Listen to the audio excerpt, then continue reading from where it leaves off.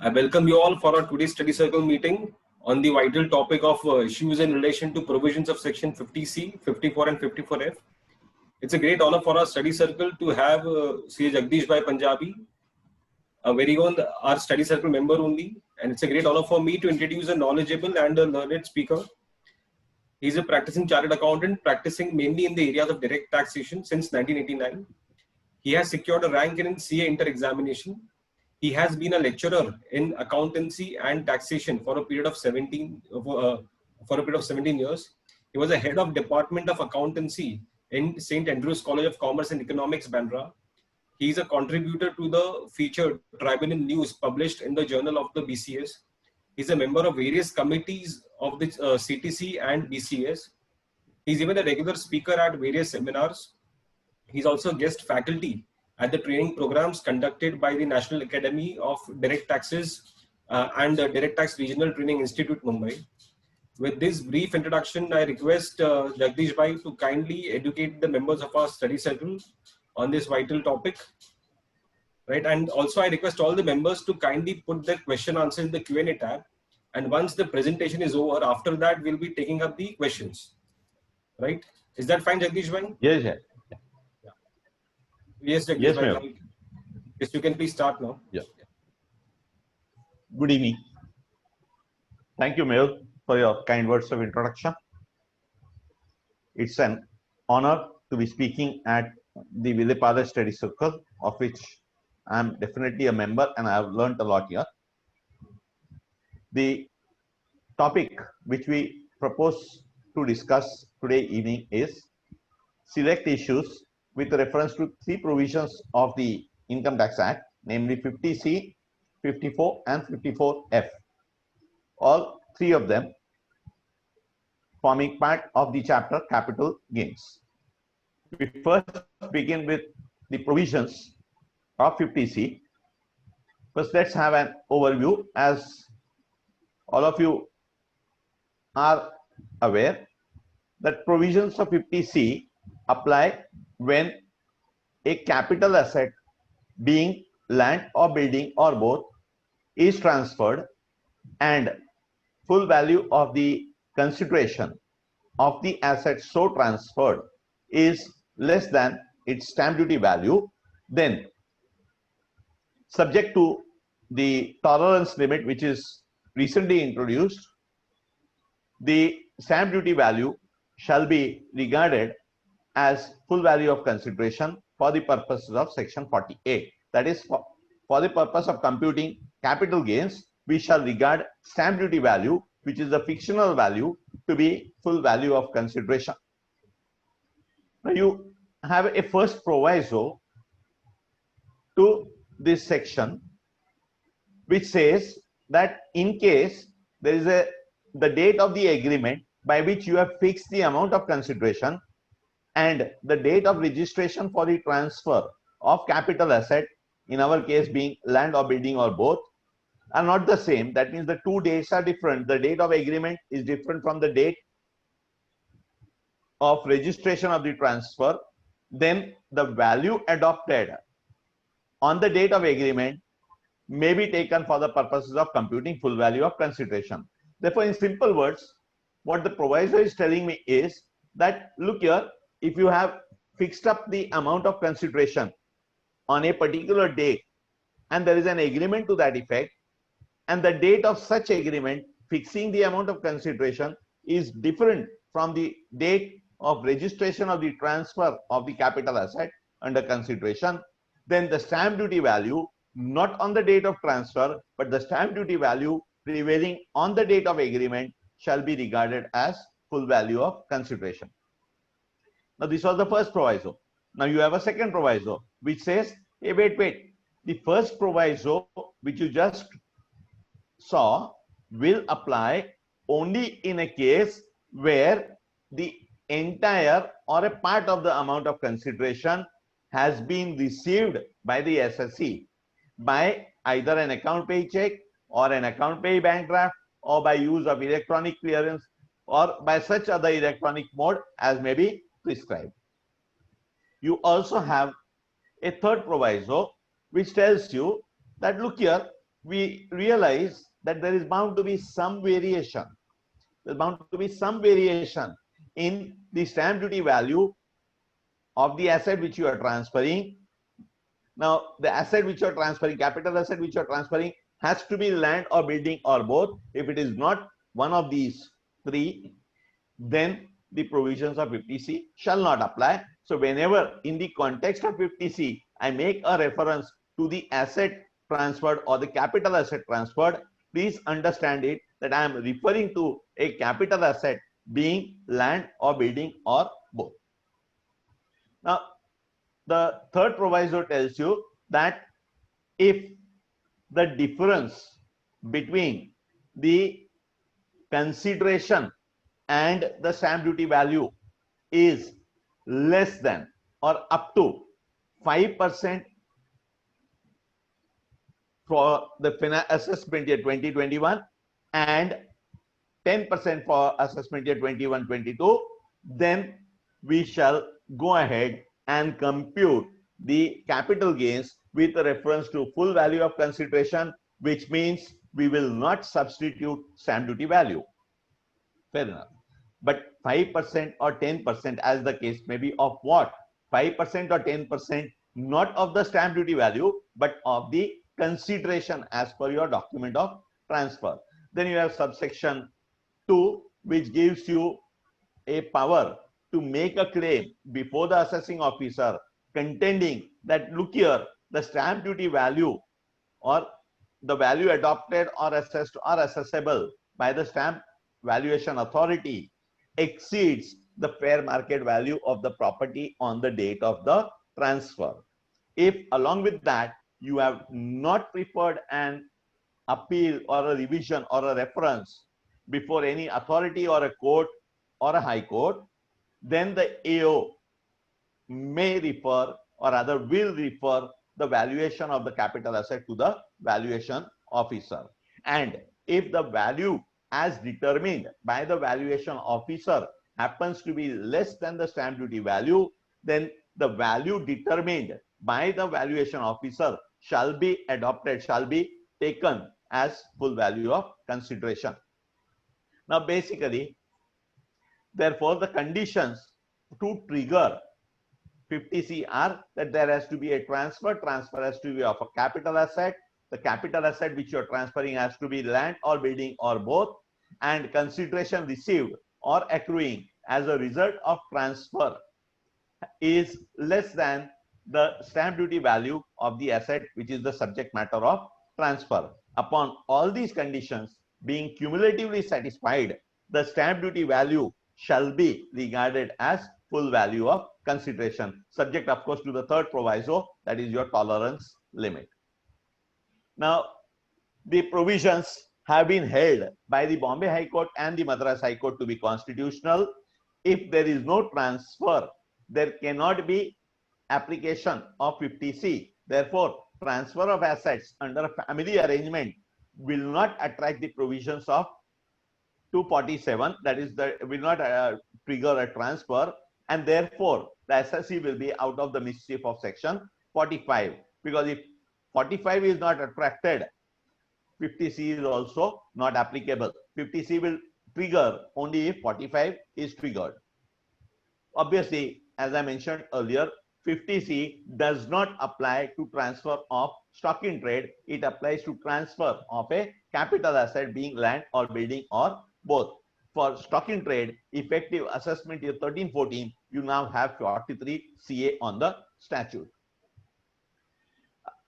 If the stamp authorities have accepted the value stated in the transfer document as the full value of consideration, obviously the provisions of 50C will not apply. The provisions of 50C are mandatory. AO does not have a discretion. He does not have a choice to say that though there is a difference between the stamp duty value and the full value of consideration as stated in the document, I am disregarding the difference unless, of course, as I mentioned earlier, the difference is within the tolerance limit mentioned in third proviso. Now, before AO makes an addition on account of stamp duty value of the asset transferred by you by computing capital gains with reference to stamp duty value instead of with reference to the consideration as stated in the transfer document, does he require to give you a notice that, hey, look here, I'm invoking the provisions of 50C? The Bangalore Tribunal said no notice is required to put the SSC on guard before invoking provisions of 50C. However, Calcutta High Court in Sunil Kumar Agarwal's case has held that the AO in every case must make a reference to the DBO even if there is no request by the SSC. The court says making a reference to the DBO by the AO is mandatory part of the AO, of one of the functions of the AO. Now, with this brief background, we will now come to select issues with reference to 50C. Namely, let's come to a case as to whether 50C will apply to transfer of rights in land or building. Now, as I mentioned earlier, 50C applies when there is a transfer of a capital asset and capital asset is land or building or both. Now, this is the phrase used by section 50C. Section 50C, as you know, is a deeming fiction and therefore has to be strictly construed. Question arises that when what I am transferring is a capital asset but is not land or building or both, but comprises of some rights in land or building or both, will provisions of 50C apply? Or can I say what I have transferred is not land or building or both, but what I have transferred is rights in land or building or both, and therefore 50C will not apply. You have series of decisions of various benches of the tribunal telling you that 50C does not apply to transfer of rights in land or building. Some of the cases are Ahmedabad Tribunal in Yasin Musa Godil's case. Then you have Ahmedabad Tribunal once again in the context of in Devendra Ben Barot's case, telling you that transfer so 50C will have no application where SSC has transferred only rights in the land which cannot be equated to land or building or both. Jaipur Tribunal in Tarachen Jain's case was dealing with an SSC who acquired or a land which and was the transferor was merely a Kashtakar having limited rights in the land sold. The Jaipur bench said, no, rights as a Kashtakar are different. They cannot be equated to ownership of land, and therefore the provisions of 50C shall not apply. And you have series of examples in the act itself where legislature has made a specific reference of rights in land or building, where therefore the argument is that wherever legislature wanted to capture rights in land or building or both, it has specifically said so. For example, section 27, which defines deemed owner for the purposes of 22 to 26, has a specific reference that if you have rights in a building, then it shall be regarded as ownership of a building. Provisions of chapter 20C made a specific reference to rights in land or building. The tribunal in the case of Chiranjeev Lal Khanna did hold that the provisions of section 50C will apply to transfer of development rights.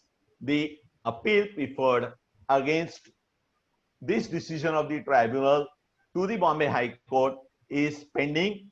Last when I checked, it was pending for removal of objections. Now, in Chiranjeev Lal Khanna's case, the tribunal has discussed that there is certainly a transfer. We are not disputing that there is no transfer in a development agreement. What we are saying is that under a development agreement, what is transferred is rights in land and not land per se, and therefore 50C should not apply. With respect, it is submitted that the tribunal has not dealt with the question as to how, according to the tribunal, development rights constitute land, or how are the provisions of 50C applicable to transfer of development rights, which is not land but which constitutes only rights in land. Following or this decision of tribunal in Chiranjeev Lal Khanna, you have other decisions in Arlette Rodrigues, Myrtle D'Souza, and Arif Akhtar Hussain. However, please make a note that these are the only decisions where it has been held that 50C is applicable to transfer of rights in land or building. On the other hand, you have a very well discussed and a reasoned order in the decision of the Mumbai bench of the tribunal in Voltas Limited's case, where the tribunal has held that the provisions of 50C will not apply to transfer of development rights. To the similar effect is the decision of Bombay Tribunal in Ronak Marble Industries case and also in Shakti Insulated Wires case. We have series of decisions, as I mentioned, of various benches of the tribunal telling us that the provisions of 50C are not applicable to transfer of tenancy rights or leasehold rights, so to say. Now, in the case of Greenfield Hotels, now let me give you some brief background. The Mumbai bench of the tribunal in the case of Atul Puranik held that provisions of 50C are not applicable to an assessee who transfers leasehold interest in the land. The assessee in this case was not the owner of the land, was not the lessor, but he was only a lessee. So what he had was the leasehold interest in the land. It is this leasehold interest which was sought to be transferred by the assessee. The stamp duty value of the rights transferred, leasehold rights transferred by the assessee were greater than the consideration as per the transfer document. The AO invoked 50C. The addition made by the AO was struck down by the tribunal by holding that 50C does not apply to transfer of rights in land or building or both. Against this decision of the tribunal, the revenue did not prefer an appeal. Then came the case of Greenfield Hotels. Now, in the case of Greenfield Hotels, revenue came up in appeal to the Bombay High Court, and revenue contended that the decision of the tribunal is erroneous. The appeal of the revenue was not admitted on the ground that the tribunal had decided the matter in Greenfield Hotels by following the decision. By following the decision in the case of Atul Puranik, and department has not preferred any appeal against the case of Atul Puranik. Therefore, the appeal preferred by the revenue in the case of Greenfield was not admitted. Similar was the situation in Hitex products. Therefore, the point to be noted is that the High Court said, look here, what are you pointing out? You are only saying that tribunal decided following Atul Puranik. Against the decision of Atul Puranik, you are not in appeal. Therefore, what is your grievance if the tribunal has chosen to follow an earlier decision against which revenue is not in appeal? Revenue cannot, according to the court, have any grievance if the tribunal has followed an earlier decision against which no appeal has been preferred by the revenue.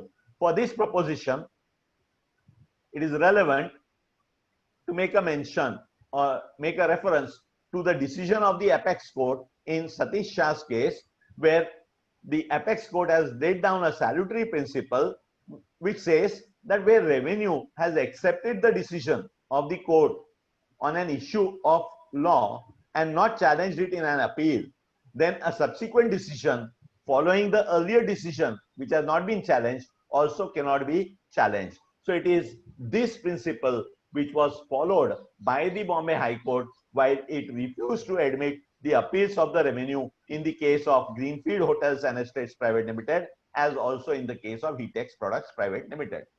Now comes a twist. Please be very careful. If you have already entered into a transaction, then you have to defend your client or defend the assessee no matter what, by relying on all the decisions to which I just made a reference. However, if at all you are advising the client as to whether the provisions of 50C will or will not apply as far as transfer of rights in land or building or both are concerned, please keep in mind what I am now discussing. The Bombay High Court in Cancast Private Limited has admitted the substantial question of law in an appeal filed by the revenue. And the question of law is whether the tribunal is justified in holding that provisions of 50C do not come into operation when leasehold rights in land are transferred. Therefore, the issue is now open and this appeal has been admitted. And while admitting the appeal, the Bombay High Court says that in earlier two cases, we did not admit the appeal because in earlier two cases, the tribunal had followed decision in Atul Puranik's case, and against Atul Puranik, revenue was not in appeal. However, the tribunal, while deciding the case of Cancast, number one, has not necessarily done so. And the court points out that when we did not admit the earlier two appeals, the revenue, or rather nobody pointed out to the court the decision of this court in Pradeep Steel Re-Rolling Mills case, admitting the appeal on this very question. Therefore, the court said that in earlier two cases where we did not admit, had this decision of the court in Pradeep Steel Re-Rolling Mills been brought to our notice, possibly our answer would have been different. And for this reason, possibly, the court has admitted the appeal of the revenue in the case of Cancast Private Limited. Therefore, the question, according to me, is now open. It is not an open and shut case. You have one more decision of Bombay High Court in KK Bhumi Dadi Seth's case, where the High Court was dealing with the objection of the assessee to the action of the AO in reopening the assessment.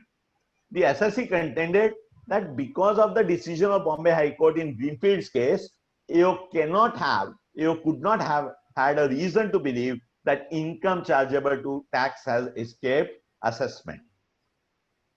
The court again made a reference that said that in as far as the submission of the petitioner is that the AO could not have in view of Greenfield, they said that the court did not in Greenfield independently rule on the interpretation of 50C. The court refused to entertain the appeal only for the reason that the tribunal had followed its earlier order in Atul Puranik's case and no appeal was preferred by the revenue against the decision of the tribunal in Atul Puranik. Therefore, they say it was not our independent interpretation of 50C that 50C does not apply to transfer of leasehold rights. Therefore, reopening was not struck down. Again, an indication that possibly there is some doubt as to applicability of the provisions of 50C to transfer of rights in land or building. Now you have a Rajasthan High Court decision in Ramjilal Mina's case where the decision of Bombay High Court in Greenfield's case was cited and Rajasthan High Court refuses to take cognizance of that decision. It says that when we read the provisions of 50C, they do not show that transfer of a capital asset should be other than leasehold property. The transfer of a capital asset before, in the case before Rajasthan High Court, also was leasehold land. The observations given, one could have a difference of opinion with the reasons given by the Rajasthan High Court, because Rajasthan High Court says that if we accept the interpretation of the Bombay High Court, majority of the cases will be out of the provisions of 50C. Respectfully disagreeing, that could not be a reason to hold that the provisions of 50C are applicable. Whether the if majority of the cases are escaping because of the language used by the legislature is free to change the language of the provision. I mean, I may disagree with the court. However, there is little to disagree when one reads the decision of the Bombay High Court in Jahin Siaki's case. Now, this was a case of a company which was a closely held company and therefore was liable to pay wealth tax under Section 40 of the Finance Act of 1983, which levied wealth tax on net wealth of a closely held company as on a valuation date. Now, one of the items which was chargeable, which was classified as an asset under the Finance Act of 1983 was land other than agricultural land. The assessee in this case had taken a plot of land on lease from MIDC, which a part of which was open and the balance was used for constructing a factory building. In the return of net wealth, the assessee did not include this land, open land, on the ground that it was not an asset. Why? Because he said, my rights in the land are only leasehold rights, and when the legislature using the word land, it presupposes that I should be the owner of the land and not merely the lessee of the land. So the question before the High Court was, before the Bombay High Court was, that on a proper interpretation of lease deed, was the tribunal right in holding that for the purpose of Section 40, which uses the expression land, the expression land will include any interest in land also. The court finally held that yes, the word land would include interest in land also. Now, if that be the interpretation of the word land, then possibly the entire planning, if at all you plan your affairs, presuming that 50C will not apply to transfer of interest in land, there could be some doubt. Therefore, please keep in mind these decisions before you take a call or before you advise a client as to applicability or otherwise of the provisions of 50C to transfer of rights in land. Now, 50C will not apply to transfer of an immovable property held through the medium of a company. Therefore, if company is holding immovable property and the shares of the company which is holding the immovable property are transferred, 50C will not apply. 50D may apply to the extent applicable, but for the years when that was not on the statute book, 50CA was not on the statute book, the provisions of 50C cannot be invoked in a transaction involving transfer of shares of a company which holds immovable property. We now come to the next issue, namely, will provisions of 50C apply to transfer of asset forming part of block of assets? Now, when you come to block of assets, can 50C ever apply is the first question. 50C, as I mentioned, is a section in the chapter capital gains. 50C will apply for the purpose of computing capital gains. Now, 50C applies to capital asset being land or building or both. The concept of block of assets is relevant only for those assets on which depreciation is allowable and depreciation is sought to be claimed. Land is not a depreciable asset. However, building is a depreciable asset. Therefore, it is possible that I may have a block of assets comprising of the block buildings. One of those buildings comprised in the block may be transferred during the year. The transfer may happen for a consideration which is less than the stamp duty value of the building which is transferred. So question arises, will 50C apply to such a transfer of building which is capital asset but which forms part of block of? Let's understand there could be two situations. One could be that even after the building is transferred, the block continues to exist.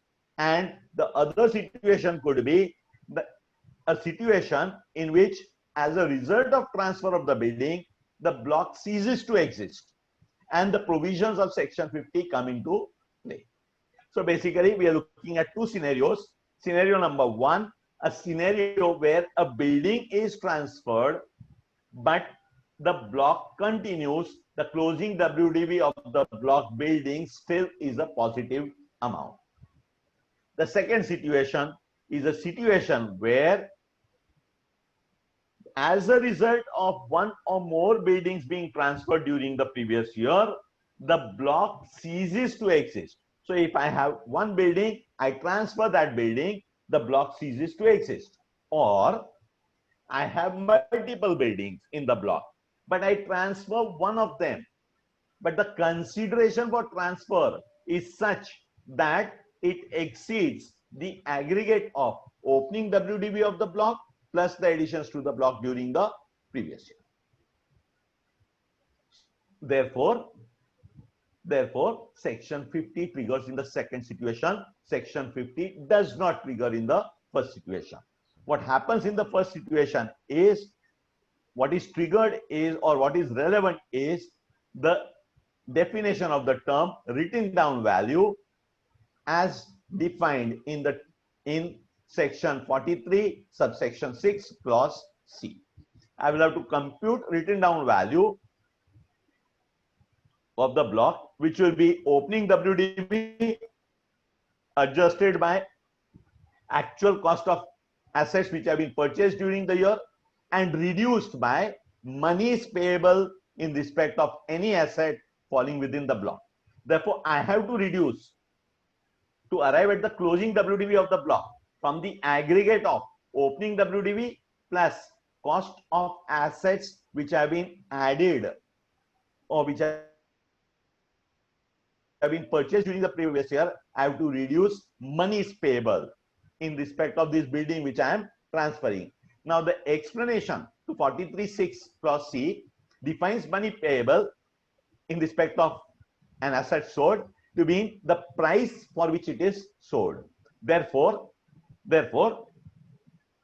it appears that substitution of the stamp duty value in a case where a building is transferred but the WDV continues to be positive or the block continues to exist, 50C will not be triggered. And for this proposition, one may rely on the decision of Mumbai Tribunal in Baidas, Karsandas and Company's case, reported in 59taxman.com 373. Now we come to the second situation. Second situation is a situation where Section 50 is triggered.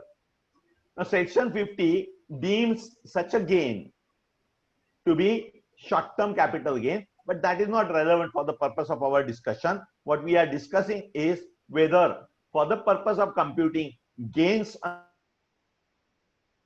under Section 50, do I need to substitute stamp duty value as required by 50C, or can I say no, Section 50 is a fiction, Section 50C is another fiction.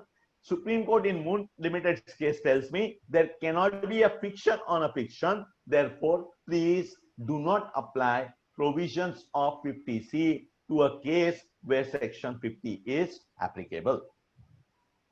The position is settled by the decision of the special bench of tribunal in the case of United Marine Academy. The tribunal, the special bench of the tribunal tells us that the two fictions of 50C and 50 operate in different fields. The tribunal says that 50C is a fiction for the purpose of computing full value of consideration, whereas section 50 is a fiction created for determining cost of acquisition. Therefore, they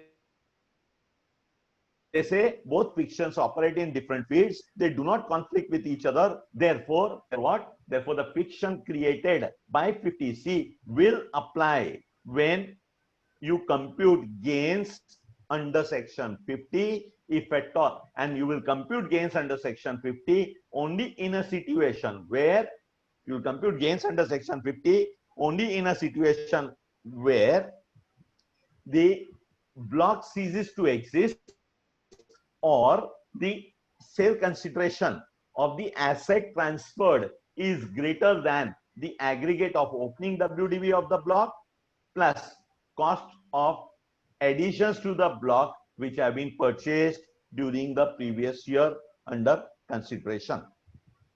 Following this decision of the special bench of tribunal, you have other benches obviously following that, because this being a decision of the special bench is binding on the other division benches. We do not have so far a decision of the High Court for this proposition. However, it appears that the decision will ultimately appear being on a sound interpretation of the provisions may possibly be upheld. The only other bench of the tribunal which has followed this special bench decision is Indore bench, and obviously you do not have any decisions to the contrary, which means telling you that 50C will not apply to a case where block of assets, ceases to exist, or to a case where an asset forming part of the block is transferred and gains are to be computed under section 50. We now come to an interesting controversy as to applicability of section 50C to a transaction covered by section 45(3). Now, as we know, when a person transfers a capital asset to a firm or AOP or BOI in which he either is or he is becoming a partner or a member, and the transfer of a capital asset is by way of capital contribution or maybe even otherwise, then the profits or gains of such transfer are chargeable to tax as income of the previous year in which the transfer takes place. And for the purpose of section 48, the amount recorded in the books of the firm or AOP or BOI, as the case may be, as the value of the capital asset, that value which is recorded in the books of the firm, AOP or BOI, shall be deemed to be full value of consideration received or accruing as a result of transfer. Now, therefore, what? Let's understand. I am introducing a building or land in a partnership firm in which I am a partner. Therefore, I am bringing in land into a partnership firm. The amount which the firm credits to my capital account is 1 crore of rupees, which is what is agreed between all the partners of the firm and me, that yes, I'm introducing this land in the firm and the firm shall credit a sum of rupees 1 crore to my capital account. And obviously, the firm will record the value of that capital asset, namely the land, in its books as 1 crore. Now, 45(3) tells me that if you have done this, then the transaction will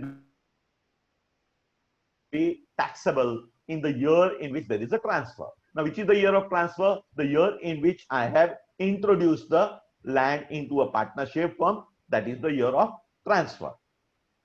Now comes the next question. What is full value of consideration? What is full value of consideration? 45.3 tells me that the value of the asset recorded in the books of the firm is full value of consideration for computing capital gains as far as I, the transferor of that land, is concerned, or the partner of the firm is concerned.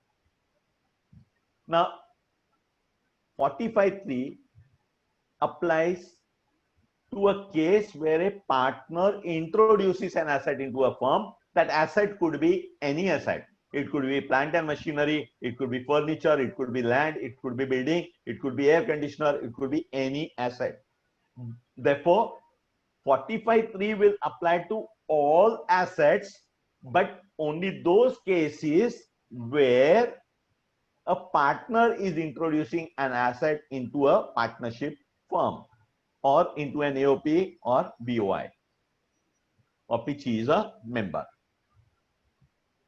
If we leave aside 45.3 for a moment, what is consideration when I decide to introduce an asset into a partnership firm as my capital contribution? What is the consideration? The consideration which I expect or which I am getting in return of my introducing the capital asset into a firm and becoming a partner thereof is twofold. Number one is the share in the profits of the firm. And second, my interest, some share in the net assets of the firm at the time of its dissolution. So when the firm is dissolved, whatever are the net assets of the firm, in that I will have a share. Now, quite possible that when the firm is dissolved, net assets may be negative. What will be the value of the net assets of the firm on the date of its dissolution? We do not know. Therefore, Supreme Court in Sunil Siddharth Bhai's case told me that when a partner introduces an asset into the partnership firm, the consideration lies in the womb of the future. Supreme Court says consideration is not determinable. Therefore, your computation mechanism fails, and therefore the charge fails. It was to overcome this decision of the Supreme Court that 45.3 was introduced. Therefore, you have 45.3 deeming the value recorded in the books of the firm to be full value of consideration. On the other hand, you now have 50C, which applies to specific assets. See, 45.3 was applicable to specific transfer of a specific nature, namely introduction of the asset by a partner into a partnership firm where he is a partner. Whereas 50C will apply to all transfers, whether by way of sale, exchange, introduction, etc. But the condition or one of the triggers of 50C is that it will apply to transfer of land or building or both. It will not apply to any other type of asset. Therefore, question arises, is this a case of fiction on fiction, or is this a case where the two fictions are operating? Or put it in other words, can we say that one is a general provision, another is a specific provision, and specific will prevail over general? If that be the case, the question is, which is a general provision, 45.3 or 50C? Which is a special provision? Is 45.3 a special provision, or is 50C a special provision? Now, if you look at it from the types of transfers, then 45.3 is a special provision because it deals with only one type of transfer. But if you look at it from the angle of the nature of asset which is transferred, nature of capital asset which is transferred, then 50C is a special provision, 45.3 is a general provision. 45.3 will apply to all types of assets 50C will apply only to land or building or both. To my mind, it appears to be that if one circle represents 45.3, another circle represents 50C, the intersection of these two circles is what we are discussing now. What happens to that type of transfer, which is transfer of land or building or both? That type of transfer which is covered by 45.3 and is a transfer of land or building or both. So going by your mathematics set theory, which we studied in school and in CA inter days when we had mathematics as a subject, this situation is an intersection of 45.3 and a set comprising of 45.3 situations, another set comprising of 50C situations. The intersection of the two is what we are discussing. Now the matter came up for consideration before the Lucknow bench of the tribunal in the case of Carlton Hotels. Now before I come to Carlton Hotels, let me make a mention of the Madras High Court decision in 8 ITR in the case of Bosoto brothers, where Madras High Court says that if a case appears to be governed by either of the two provisions, it is the right of the assessee to claim that he should be taxed under the one which leaves him with a lighter burden. So if 45.3 leaves me with a lighter burden, I may say that I want to be governed by 45.3. I choose not to be governed by 50C if I go by the ratio of the Madras High Court in Bosoto brothers case.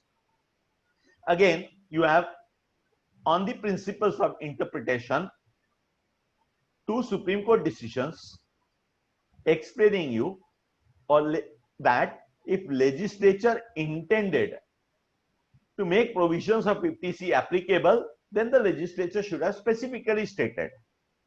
45.3 was already on the statute when 50C was introduced. Legislature introduced 50C. Now, if legislature wanted that a situation covered by 45.3 should also be covered by 50C, then going by the ratio of Supreme Court decision in Ranganathan's case and also in AC Sharma's case, the legislature ought to have expressly said so. The fundamental rule is that the general words of the Act, which is words of 50C, are not to be construed to alter the previous policy of the law. The previous policy of the law being 45.3, which says I will go by the value recorded in the books of the firm, unless you can deviate from this, unless no sense or meaning can be applied to those words consistent with the intention of preserving the existing policy untouched. To the similar effect is the ratio of the decision in AC Sharma's case, where the apex court says, while construing a statute, one has also to bear in mind the presumption that legislature does not intend to make any substantial alteration in the existing law beyond what it expressly declares or beyond the immediate scope and object of the statute. Now we come to Carlton Hotel. Here was a case for a period prior to 1st October 2009. Why am I making a reference to the date? Because prior to 1st October 2009, position was that 50C would apply only if the document of transfer was registered. If it was not registered, the instrument of transfer was not registered, 50C would not apply. That is because the word assessable was not there on the statute for a period from the date of introduction of 50C with effect from AY 34 till 1st of October 2009. Here was a case where the document was not registered. An individual introduced an asset into a partnership firm. The land introduced in the partnership firm had a stamp duty value which was greater, than the value recorded in the books of the firm. The AO invoked 50C. The matter traveled to the tribunal. And here, right from the beginning, from the AO level, there was a doubt that the partnership is a sham. The partnership is not genuine. The transaction is smacking of something suspicious. However, the tribunal in this case could have decided merely by saying that we are dealing with a period prior to 1/10/2009. 50C applied only if document of transfer or instrument of transfer is registered. In the facts before us, instrument of transfer is not registered, and therefore 50C would not apply. However, the tribunal did say all this, but it also said that where a transaction is registered by paying stamp duty, then it is only 50C which can apply. In that situation, 50C would override 45(3). 45(3) is a general provision and 50C is a special provision which would override 45(3). Therefore, suggesting that 50C will apply, the assessment was made at stamp duty value. Now, this decision of the tribunal is the trigger for the department contending that 50C is a special provision, 45(3) is a general provision, and therefore 50C will override 45(3). Now, later on, the Allahabad High Court has set aside this order of the tribunal. We'll come to that later. But independent of that, this very same issue came up for consideration subsequently before the Mumbai bench of the tribunal in the case of Amal Tara Private Limited, where the tribunal noted. Now, before I come to Amal Tara, please note that Mr. D.C. Agarwal, the author of the judgment in Carlton Hotel case, after his retirement, wrote an article in taxman.com, which is in public domain, taking a view that 50C is not a special provision, but it is 45(3), which is a special provision, and therefore it will prevail over the general deeming provision of 50C, thereby impliedly suggesting that he is taking a view quite contrary to his own order, the order dictated by him while he was on the bench. Anyway, so maybe there was a change in view or whatever was the reason. Now you have the decision of the Mumbai bench of the tribunal in Amal Tara Private Limited, where the question before the tribunal was again same, that where an assessee has introduced an asset into a partnership firm, the value of the asset recorded in the books of the firm happens to be less than the stamp duty value of the asset so introduced by the partner. Should the partner's capital gains be computed by applying 50C, or should one say that 50C will not be applicable in my case? I am governed by 45(3), and therefore full value of consideration in my case is the value of the asset as recorded in the books of the firm. The Mumbai tribunal considered the decision of Supreme Court in Mool Mills case and said that two sections are creating two fictions. There can never be a fiction on fiction. Please compare the two fictions here with the fictions created by 50C and 50. 50C is a fiction qua full value of consideration. 50 is a fiction qua cost of acquisition. Therefore, the two fictions operated in two different fields.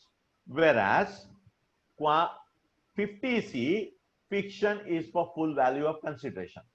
45(3) is also a fiction for full value of consideration.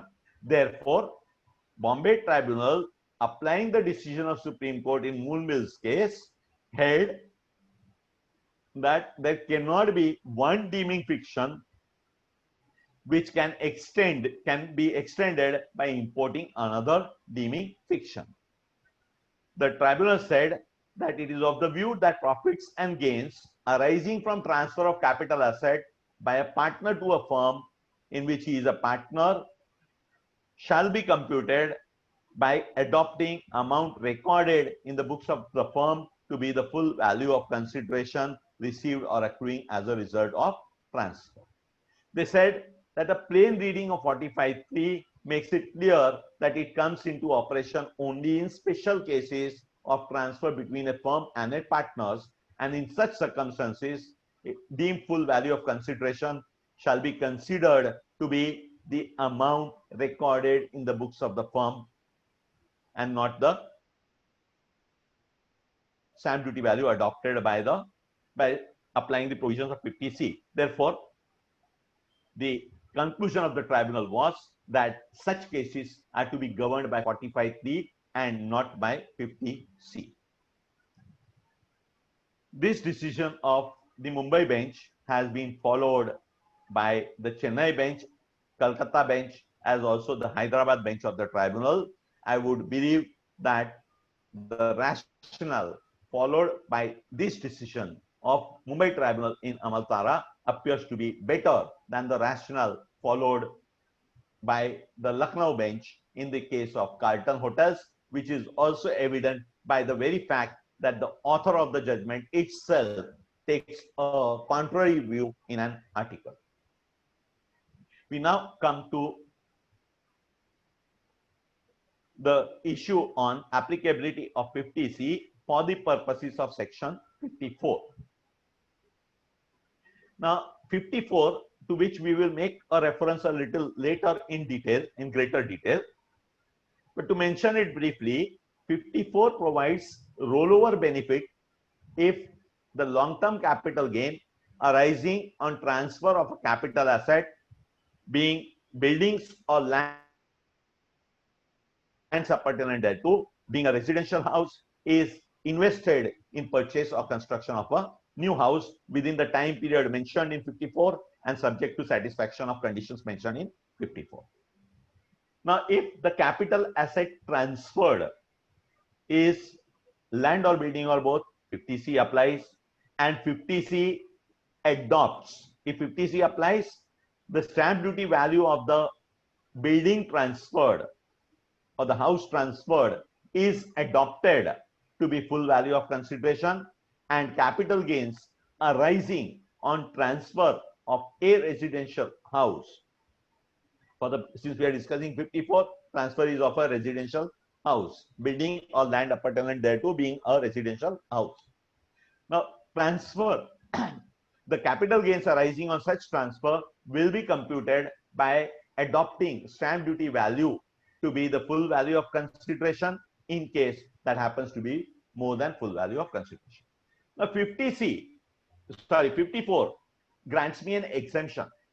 The exemption is equivalent to cost of new residential house purchased by me within the time period mentioned in 54 and subject to satisfaction of conditions mentioned in 54.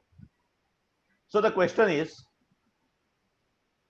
when I go and buy a new house, should the cost of new house be equivalent to capital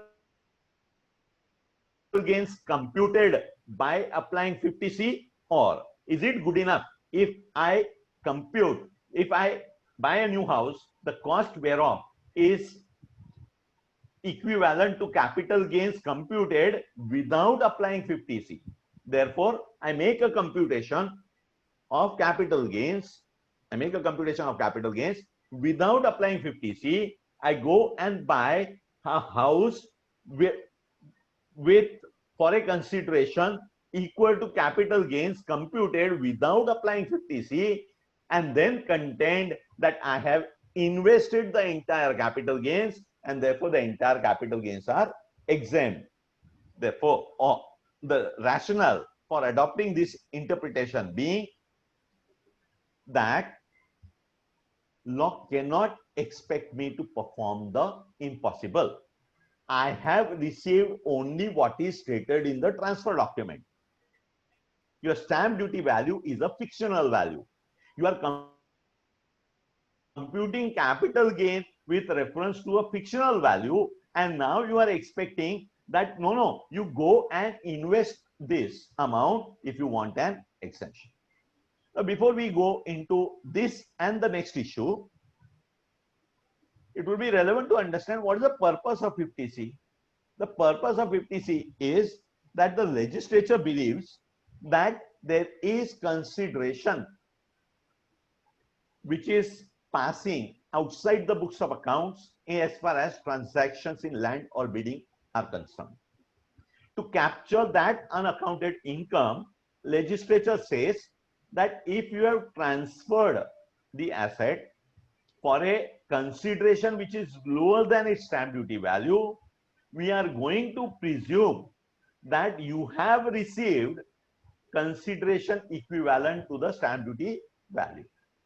Therefore, if I transfer my asset for 1 crore of rupees and the stamp duty value of the asset transferred, land transferred, is 1 crore 50 lakh, legislature is presuming that I have received 1 crore 50 lakh, though I have actually received only 1 crore of rupees.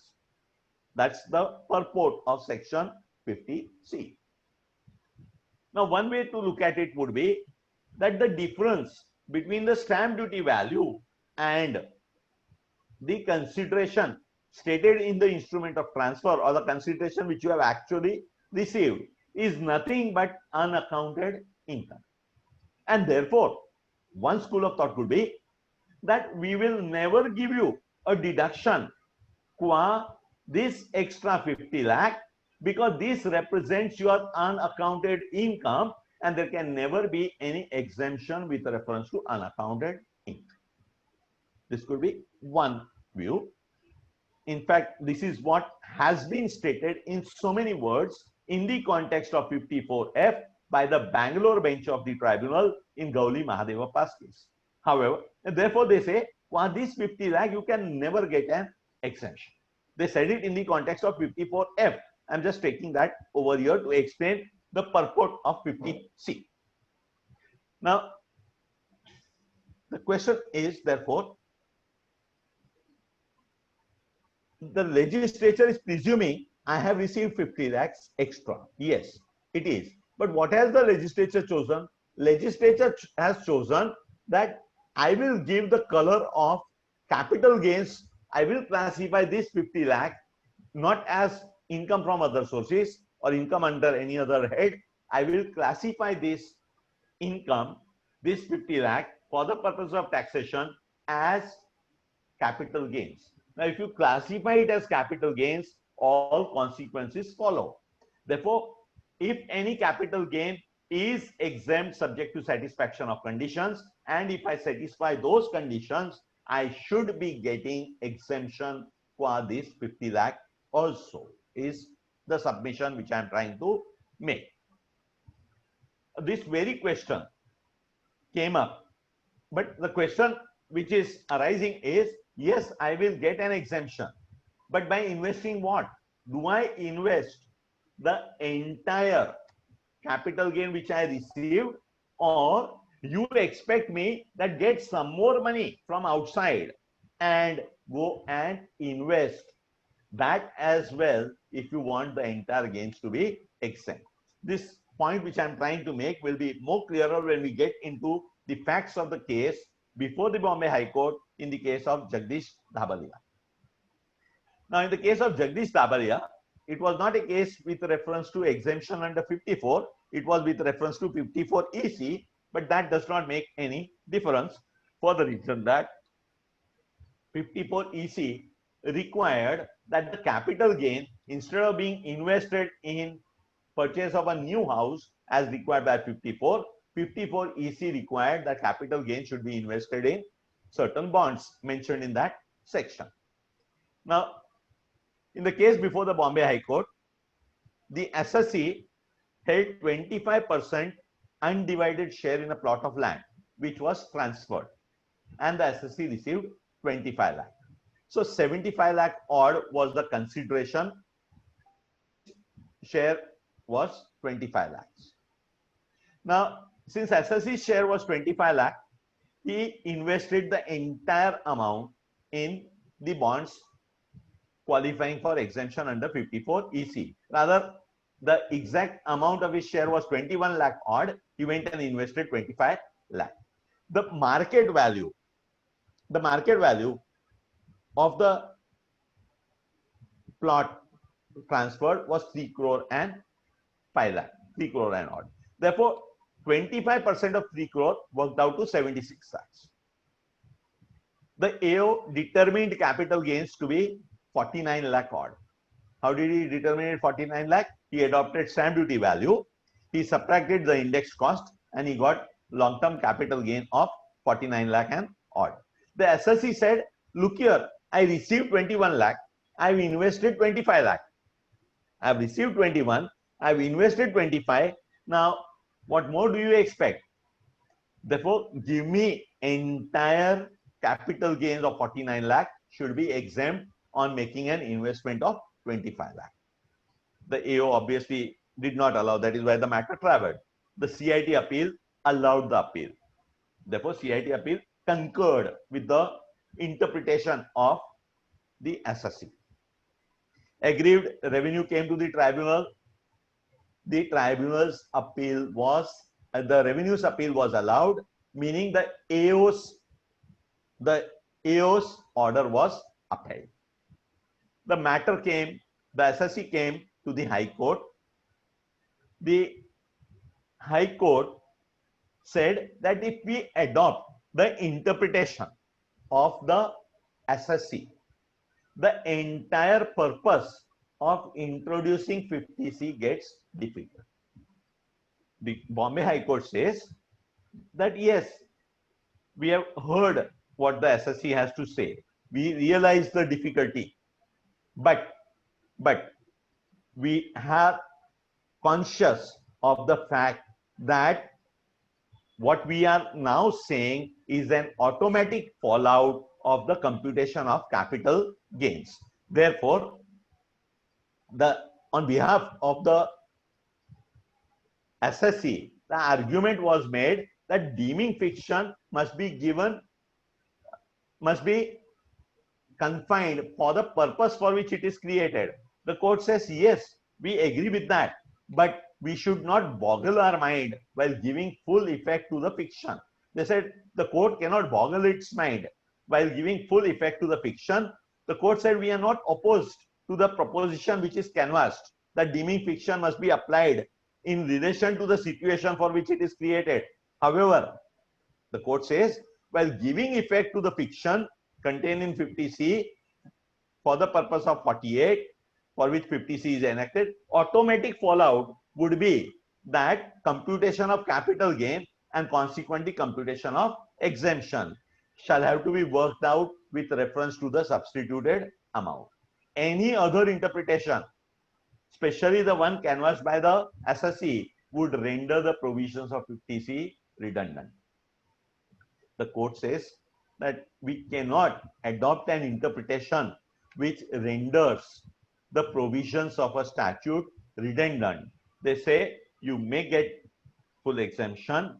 In the case before the court said only as much capital gains as has been invested in the bonds will be exempt, nothing more than that. Therefore, the balance was sought to be taxed.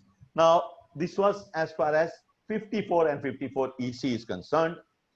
Now we come to 54F. Now 54F requires investment not of capital gain, but investment of net consideration. And net consideration is a term which has been defined for the purposes of 54F. In full value of consideration received or accruing as a result of transfer of capital asset, as reduced by expenditure incurred wholly and exclusively in connection with transfer. Therefore, the question is, the friction created by 50C, namely adopting stamp duty value to be full value of consideration, is only for the purpose of 48. The friction created in 50C for the purpose of 48, can it travel to the explanation? Can it travel to the explanation mentioned below section 54F? The answer appears to be no. Therefore, the question arises as to whether by investing only the consideration received, can I claim the entire capital gains to be exempt?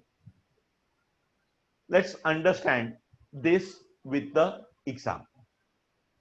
Let's presume that you have a land whose index cost of acquisition is say 50, and you transfer it for 110.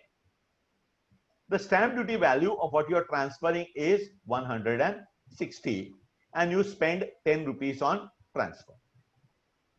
Therefore, long-term capital gain accruing to you will be, you will begin with stamp duty value 160, subtract 10 rupees of transfer, expenditure on transfer, subtract 50 rupees as cost of acquisition. Therefore, you will get a long-term capital gain of 100. If 50C were not to apply, the capital gains is going to be 50 rupees. So now the question is one which I have already addressed, namely the capital gains which can be claimed as exempt will be only 50 or the entire 100 can be claimed as exempt, is question number 1. Assuming that the entire 100 is to be claimed as exempt, do you expect me to invest a net consideration? Do you expect me to invest a net consideration of 150, or you expect me to invest a consideration of 100? What is 100? 110, what I have received minus 10 rupees expenditure on transfer. And what is 150? Stamp duty value of 160 minus 10 rupees the expenditure on transfer, the net consideration is 150. Therefore, the question is, do I get exemption qua entire 100, or you will say, no, I'm going to give you an exemption of only 50 because 54 and 54F are a separate independent code. And therefore, to understand the term capital gain in 54F, I do not have to go to capital gain as is chargeable under 45. And for this proposition, reliance is placed on the opening language of 45, which is in two parts. First part referring to profits and gains accruing as a result of transfer, to the extent not exempt by 54, 54F, etc. Therefore, 54, 54F are a separate code. Compute capital gain, which is exempt under the respective provisions. Come and subtract that capital gains from the capital gains taxable or computed with reference to the first part of 45. This question came up for the first time before the Jaipur bench of tribunal in Ghanshan Batra's case. The tribunal came to a conclusion that the assessee needs to invest only the consideration accrued or received and not the stamp duty value, not the 50 consideration as worked out by applying the provisions of 50C. Here, the tribunal relied upon the decision of Delhi High Court in Nilofar's case. However, the decision of Delhi High Court in Nilofar's case was rendered, and I mean, the ratio of the decision was that you have to take consideration, means consideration as per document of transfer. But the provisions of 50C were not applicable at all to the case before the Delhi High Court. Therefore, it appears to be slightly incorrect to borrow the ratio of a decision of a court in which decision court was not dealing with 50C at all. Quite contrary to this, you have the decision of Bangalore bench in Gauli Mahadevappa's case. In Gauli Mahadevappa's case, tribunal discussed what I earlier explained in the context of 54 as to whether an SSE can even claim an exemption qua the difference between the stamp duty value and the full value of consideration, because they said that is the only way in which we can harmonize all the provisions, and they said unaccounted income anyway does not deserve any exemption. So the tribunal says that is how we can harmonize all the provisions. The tribunal raised excellent questions as substantial questions of law for the Karnataka High Court. The matter traveled to the Karnataka High Court. The conclusion of the Karnataka High Court is that the SSE is entitled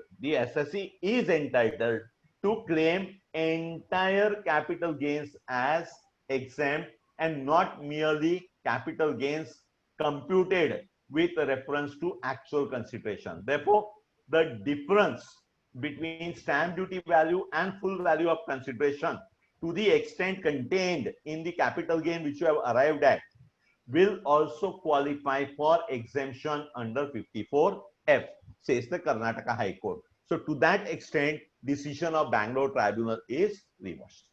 But it appears that the court is expecting that the entire consideration, the consideration determined by applying 50C is what should be invested.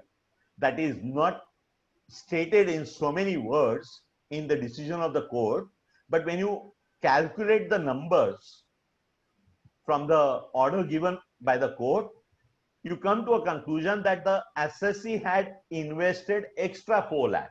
He received 20 lakh by selling the asset. He invested 24 lakh.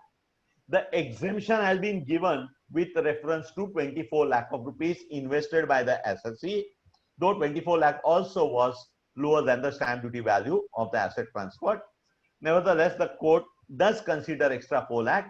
Therefore, it appears, I say, that the consideration to be invested, if I want the entire capital gains to be exempt under 54F, should be full value of consideration arrived at after applying 50C and then subtracting the expenditure incurred on transfer. This much about some of the issues on 50C. I will now move over to the provisions or the issues under 54 and 54F. Give me a minute to share. In the meantime, organizers can tell me whether I can take the questions now or they want me to take the questions together afterwards. We can take it together after your second presentation is over. Is the speed okay, or you want me to go slower? Can you check? Absolutely fine, Jagdish bhai. Speed is perfect. Sorry. Absolutely fine. Sorry? Speed is perfect, Jagdish bhai. Okay, fine. Okay, fine. Absolutely fine. Very well. I'll just change the presentation.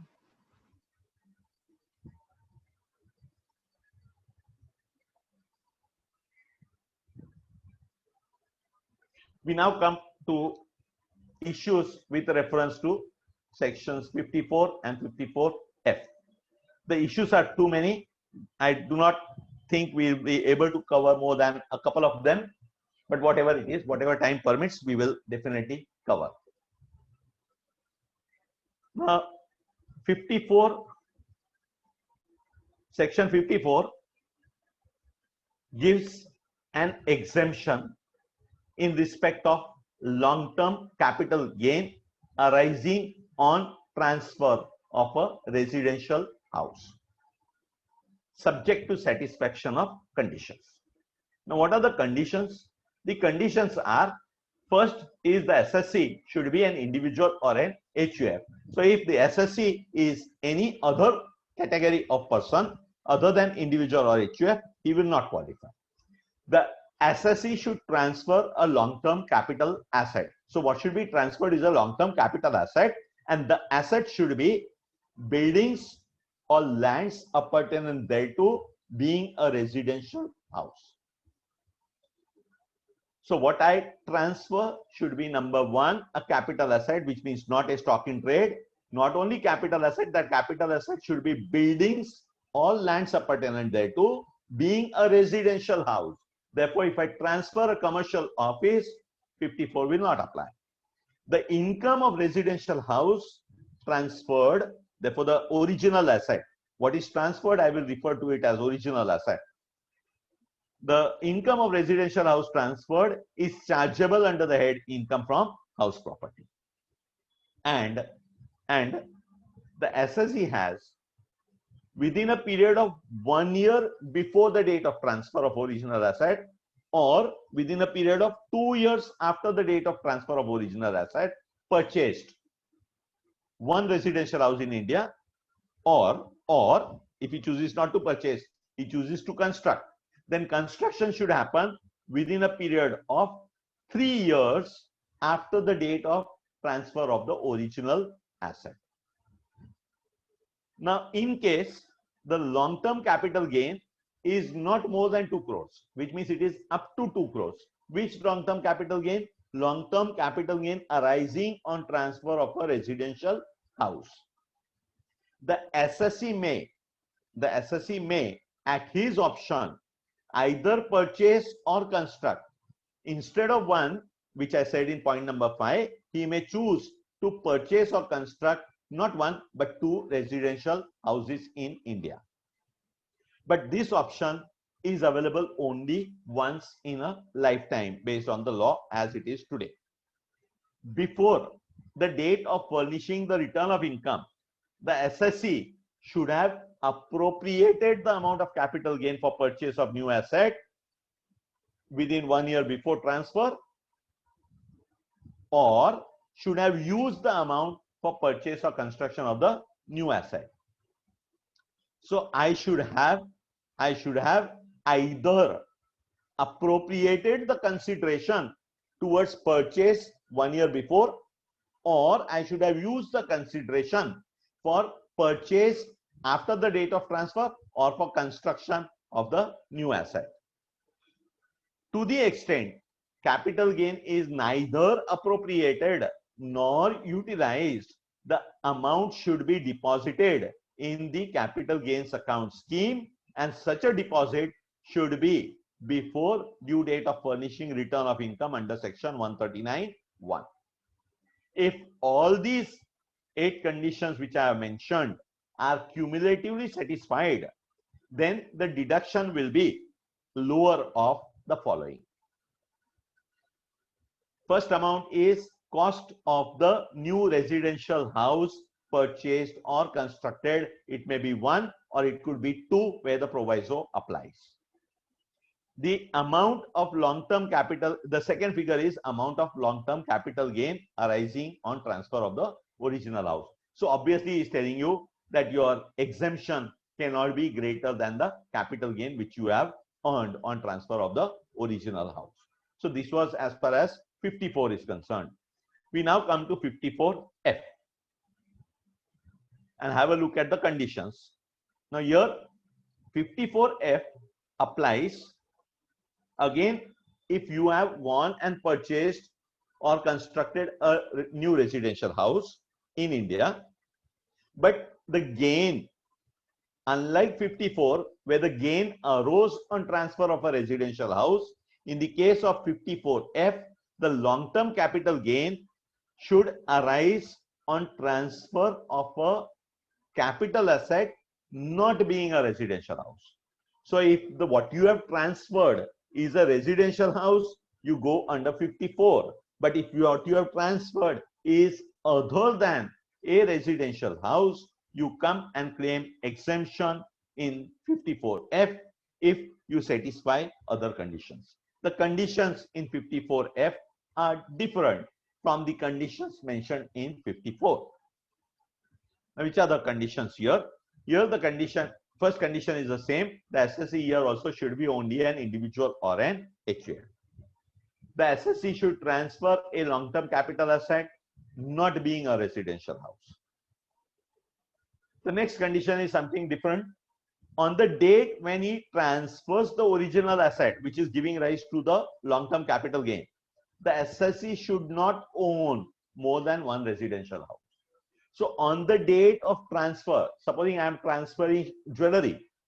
So on the date of transfer of jewelry, I must not be owner of more than one residential house. If I own more than one residential house, on the date of transfer of original asset, I will not qualify for exemption under 54F.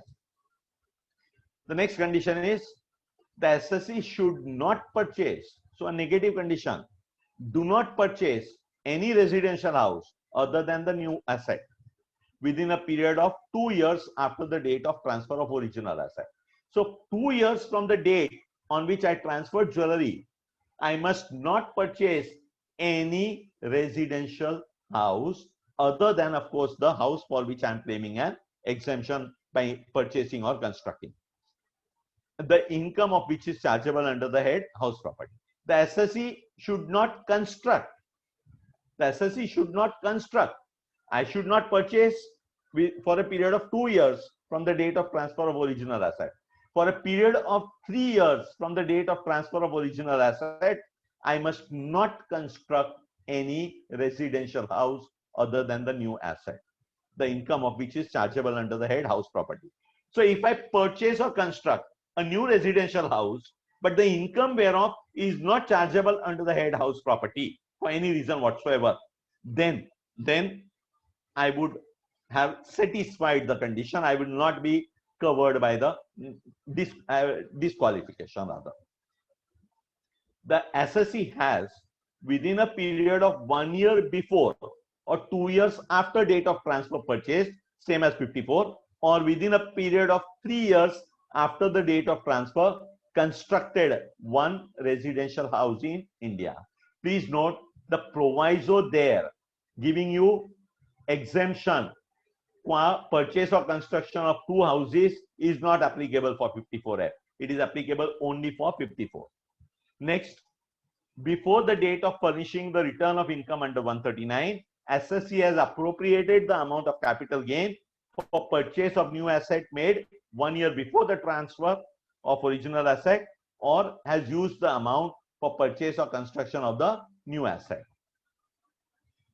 To the extent long-term capital gain arising on transfer of original asset is neither appropriated nor utilized in the manner we just saw, it should be deposited in capital gains account scheme before due date of furnishing return of income under section 139(1). Upon satisfaction of all the conditions mentioned in a cumulative manner, the consequence will be I will be entitled to an exemption, and the amount of exemption shall be cost of new house multiplied by capital gain divided by the net sale consideration. Therefore, if you invest the entire net sale consideration, your entire capital gain will be exempt. But if you invest only 50% of your net sale consideration, then it is going to be 50% of your capital gain which will be exempt. Therefore, in other words, the exemption is pro rata to the percentage of net sale consideration which you invest. Now, in case there is a particular default, what is the consequence thereof? Now, if I transfer the new house which I so purchased within a period of 3 years from the date of its purchase or construction, See, the new house which I purchase, I am required to hold it for a period of 3 years, both under 54 as well as under 54F. Now, if I transfer the new house before 3 years from the date of its purchase or construction, then the capital gain arising on transfer of the new house will be taxed either as short-term gain or long-term gain. Why short-term or long-term? Because if I have transferred it within first 24 months, then it will be a short-term capital gain. But if I have transferred it after holding it for 24 months, but before 36 months, then it will still be a long-term capital gain. Besides, the amount which was claimed as exempt in the past when I earned capital gain on transfer of an original asset, that amount of exemption will now be taxed as long-term capital gain of the year in which the new house is transferred. So if this is your default of transferring the new house within a period of 3 years of its purchase or construction, these are the two consequences which will follow. If you choose to purchase within a period of 2 years of transfer or construct within a period of 3 years a residential house other than the new house, that is those conditions which we said that you must not purchase, but if you do it, then what will happen? Whatever exemption was given to you under 54F, that amount shall be deemed to be income by way of long-term capital gain of the year in which another residential house is purchased or constructed.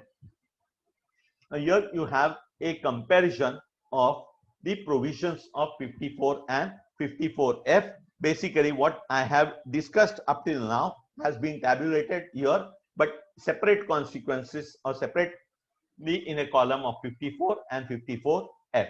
I will, for want of time, or rather in the interest of taking issues rather than concentrating on comparison, I would not deal with the comparison and I would skip. Let's concentrate on the proviso to section 54, which has been introduced by the Finance Act of 2019 and is applicable for the first time for assessment year 2021 and onwards. Now, as we saw, we are discussing the proviso to section 54, which gives me an option to purchase 2 houses or to construct 2 houses if the capital gain arising on transfer of original asset, that is the original residential house, is up to rupees 2 crores. That was the proviso we just saw. Now we are dealing with some points which will arise with reference to that proviso. Now the proviso, as we saw, can be, the benefit of the proviso can be availed only if capital gain does not exceed 2 crore of rupees.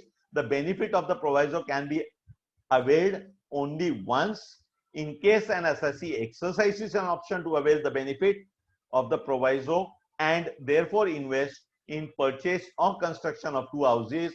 He shall not be able to exercise the option for other years. The proviso being prospective is applicable for AY 2021 and onwards.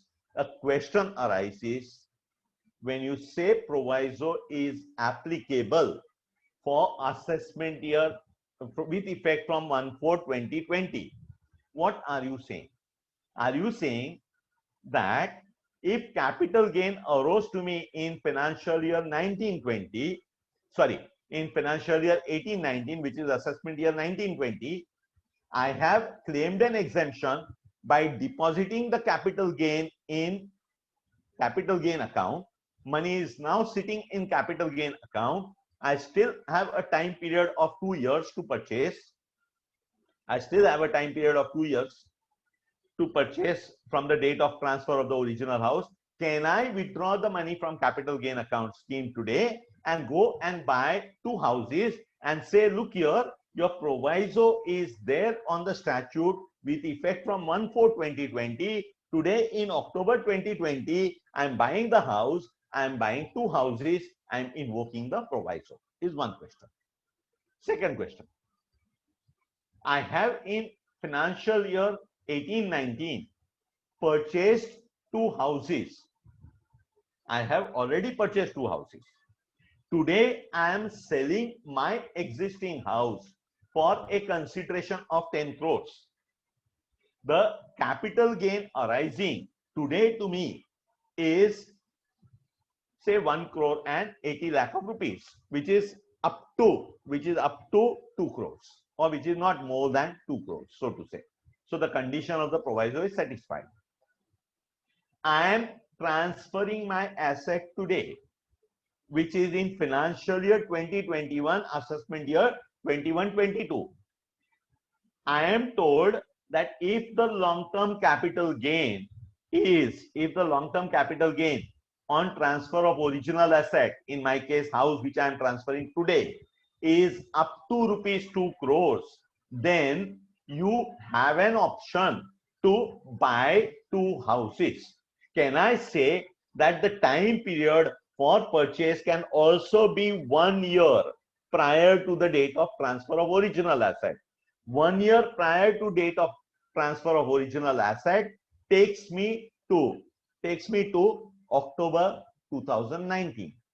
I have purchased the 2 houses for 90 lakh each or for 85 lakh each in December 2019. Therefore, please give me exemption today, because today your proviso is in force.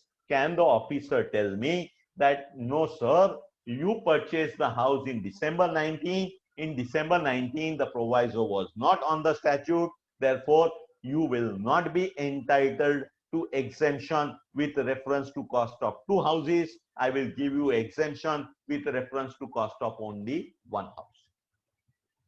Therefore my question is, when we say that the proviso is prospective, it is all very good English, but what we need to understand is that what exactly do you mean by prospective? According to me, the term here, when we say that the proviso is applicable, proviso will be applicable to capital gains on transfer of an original asset in assessment year 2021 and thereafter.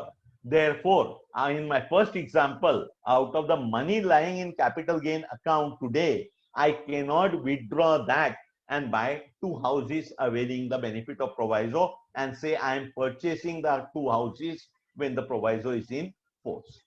But the houses purchased by me in December 2019 will qualify. The houses purchased by me in December 2019 will qualify for deduction under the proviso, because the capital gain is arising to me in the year when the proviso is applicable. Therefore, this is what I wanted to, point out as far as this proviso is concerned. We may take a particular one case study and clarify. You have a case of an assessee who purchased jewelry for 2 crores in a year and who transferred the jewelry for 6 crores and invested in purchase of 2 houses. He is transferring jewelry in previous year 1920. Therefore, the gain will arise in assessment year 2021. He says that the gain is arising to me on sale of jewelry. I have purchased 2 houses. Therefore, give me an exemption. Will he be eligible to claim an exemption? The first point to be noted is what he is transferring is jewelry, and therefore in his case 54F will apply. 54 does not apply. The proviso, the 254, the provision similar to the proviso to 54 is not there in 54F. Therefore, he cannot buy 2 houses. Therefore, it is out of question to say that the cost of 2 houses will be allowed as an exemption. Now, therefore, he says, okay, sir, 54 nahi, to 54F mein de do. In 54F, will he qualify? If the answer is yes, will he qualify for exemption equivalent to cost of 1 house? or cost of two houses or cost of neither houses. In this case, he will not be entitled to claim exemption under 54F also, for the reason that 54F has a condition that having purchased a new house within a period of 2 years from the date of transfer of original asset, you must not buy any other residential house. This man is buying 2 residential houses. Therefore, the negative condition imposed by the proviso to 54F does not gets triggered, and he will not qualify for exemption under 54F either. Let's have a look at one more case study where you have a case of a person who is selling his house for 20 crores. The index cost of acquisition is 6 crores, therefore giving him a long-term capital gain of 14 crores. He says, I am buying 2 houses of 4 crore each. Please give me an exemption. He is transferring a residential house, therefore his case will be covered by 54 and not by 54F. The long-term capital gain arising on transfer of original asset being a residential house in this case is 14 crores, which is more than 2 crores, and therefore the proviso does not apply. Since the proviso does not apply, the assessee in our case example is entitled to claim exemption with reference to cost of only one residential house. He has purchased 2 houses worth 4 crores each. He can claim cost of one of them to be exempt. If supposing one was worth 4, another was worth 6, he could have chosen to claim exemption with reference to the house whose cost is 6 crores. That was his choice totally. So cost of one house will be exempt, the balance capital gains will be taxable. The other case studies, I am for the time being leaving them. I will come to specific issues now. Now the condition precedent for applicability of section 54 is that what I have transferred is a residential house, income whereof is chargeable to tax under the head house property. Mind you, the word is chargeable, the word is not charged. So if for any reason I have not offered the income, the annual value for taxation in the past, that cannot become a deterrent to my claim under section 54. You may reopen my assessment and tax me the annual value which has escaped assessment, if at all it has escaped assessment, but you cannot deny me the deduction or exemption under section 54, because the language of 54 is income should be chargeable and not that income should be charged to tax. Similarly, it is not at all necessary that the assessee must have earned income under the head house property. The building may have been vacant. Now, in a case where there is an existing building, I demolish the building and then vacant space I go and I hand over to the developer for construction of a new building. I will not qualify for exemption under 54. I will have to go for exemption under 54F, because 54 requires that I should transfer a residential house, which means buildings along with buildings or land appurtenant thereto. Here in this case, I have not transferred the building, rather I have demolished the building and then transferred vacant land or the development rights thereof to the developer. Now, why I am pointing this out is because the conditions precedent for availing deduction or exemption under 54 and 54F are different. Therefore, if an assessee already owns more than one residential house on the date of transfer of this land, so to say, then he will not qualify for exemption under 54F, because he is already owner of more than one residential house on the date of transfer of original asset.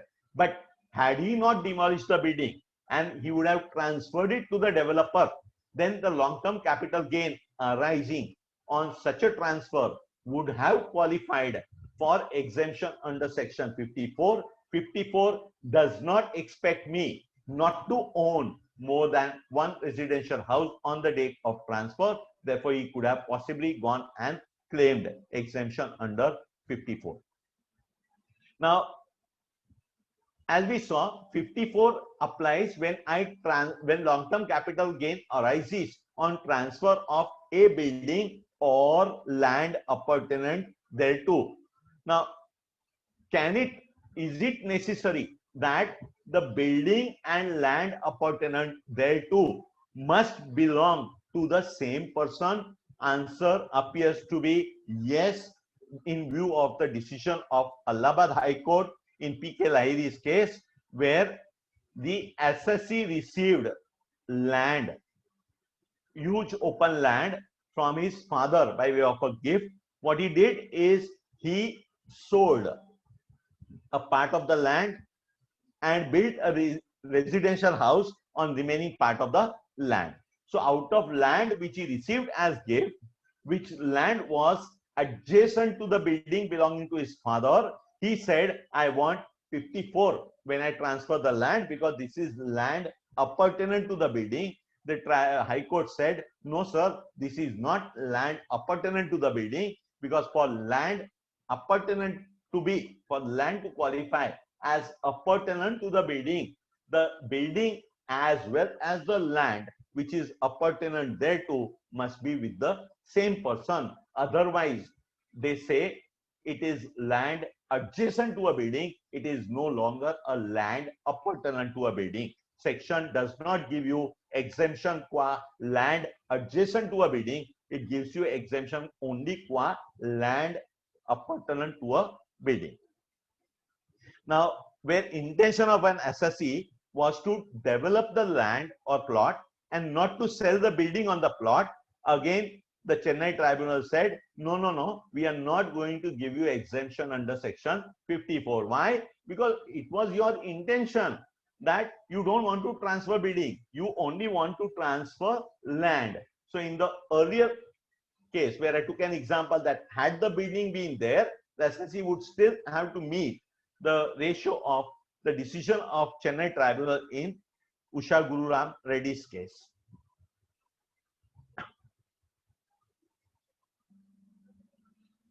Now, where assessee sold a property on which there was neither a roof structure built, nor was it used by him for his residence, and property purchased by him had a small temporary structure covered with asbestos roofing, the Hyderabad tribunal said both the property sold as well as property purchased cannot qualify as residential houses, and therefore exemption will not be allowed.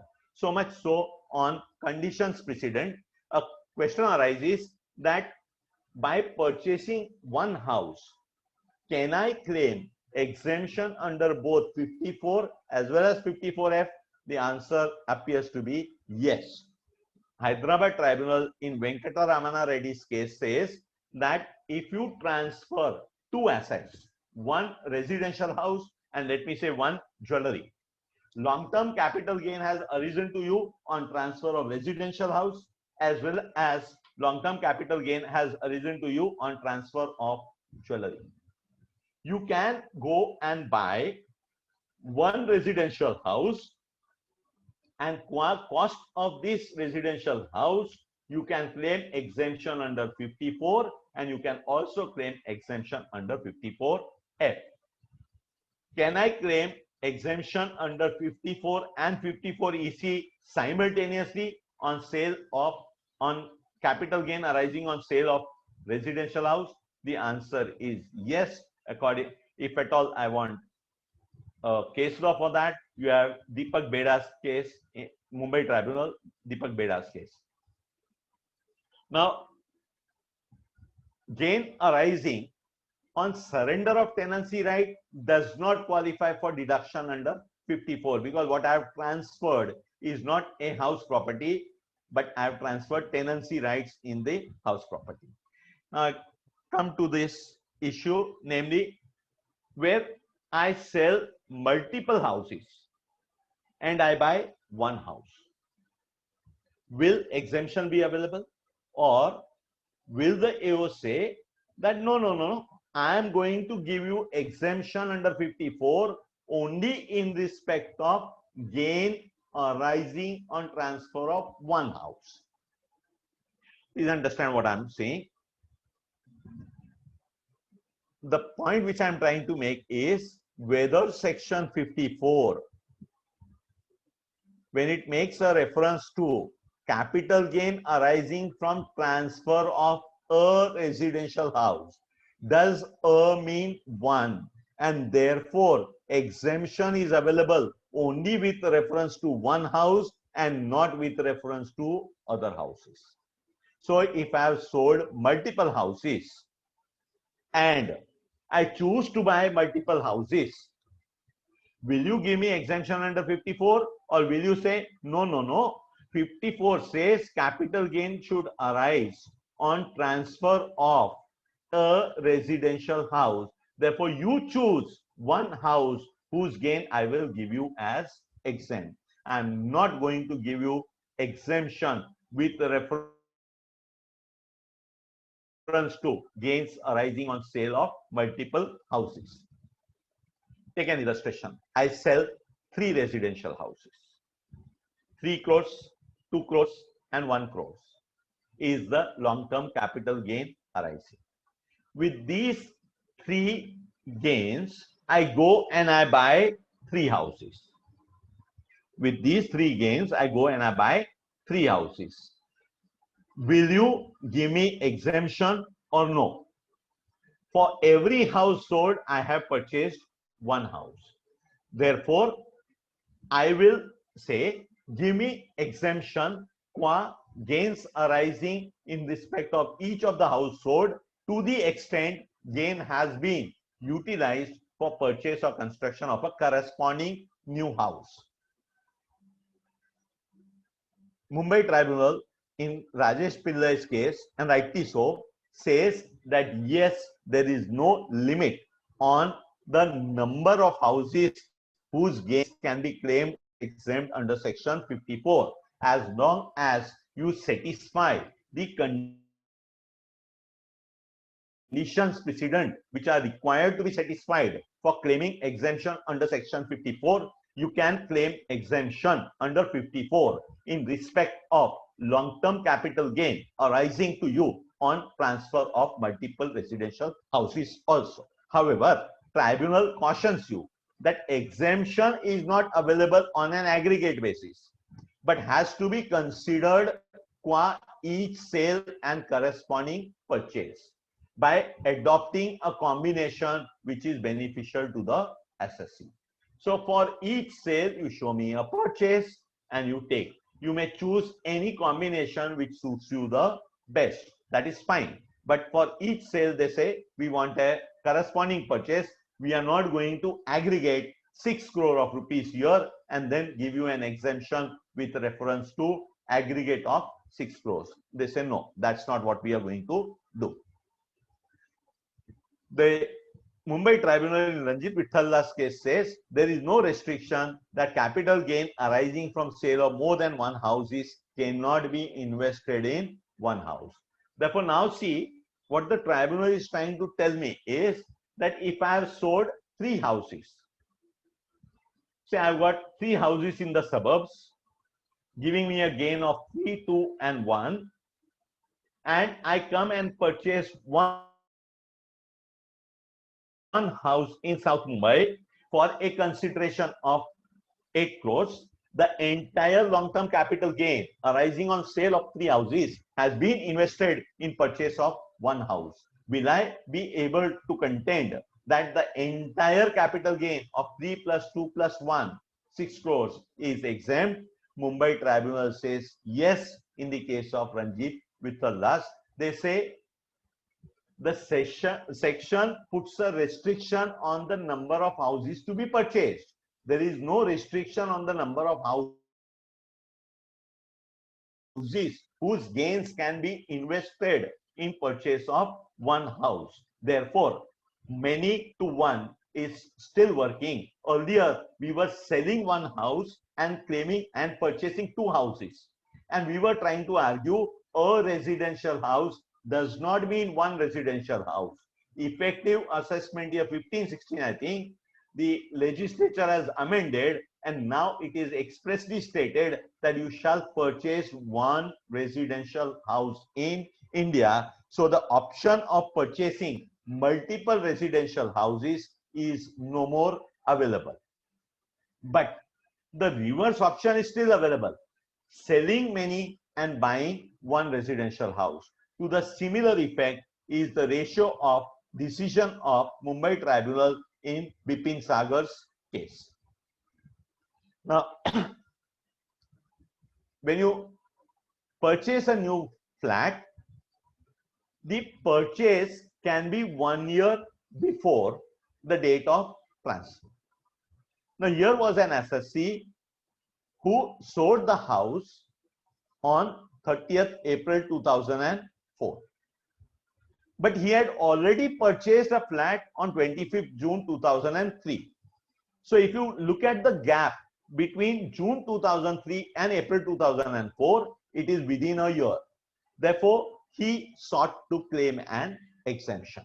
He said the gain which is arising to me on sale of a building on 30th April 2004 stands appropriated towards investment in a new house made in June 2003.